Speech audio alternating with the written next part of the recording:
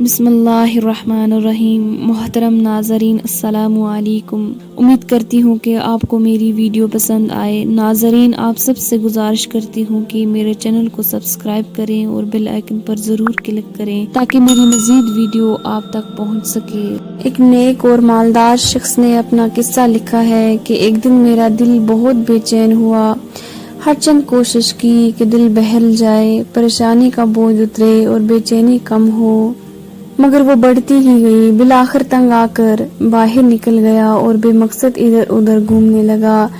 اسی دوران ایک مسجد کے پاس سے گزرا تو دیکھا کہ دروازہ کھلا ہے۔ فرض نمازوں میں سے کسی کا وقت نہیں تھا۔ میں بے ساختہ مسجد میں داخل ہوا کہ وضو کر کے 2-4 رکعت نماز ادا کروں، ممکن ہے کہ دل کو راحت ملے۔ وضو کے بعد مسجد میں داخل ہوا تو ایک صاحب کو دیکھا، خوب رو رو کر گڑ گڑا کر دعا مانگ رہے تھے اور کافی بے قرار ہیں۔ غور سے ان کی دعا سنی تو قرضہ اتارنے کی فریاد میں تھے۔ ان کو سلام کیا، مصافحہ ہوا، قرضے کا پوچھا، بتانے لگے کہ آج ادا کرنے کی آخری تاریخ ہے، اپنے مالک سے مانگ رہا ہوں۔ ان کا قرضہ چند ہزار روپے کا تھا، وہ میں نے جیب سے نکال کر دے دیے۔ ان کی آنکھوں سے آنسو جھلک پڑے اور میرے دل کی بے چینی سکون میں تبدیل ہو گئی۔ میں نے اپنا وزٹنگ کارڈ نکال کر پیش کیا کہ آئندہ جب ضرورت ہو مجھے فون کر لیں، یہ میرا پتہ ہے اور یہ میرا فون نمبر۔ انہوں نے بغیر دیکھے کارڈ واپس کر دیا اور فرمایا، نہ جناب، یہ نہیں، میرے پاس ان کا پتہ موجود ہے جنہوں نے آج آپ کو بھیجا ہے۔ میں کسی اور کا پتہ جیب میں رکھ کر ان کو ناراض نہیں کرنا چاہتا۔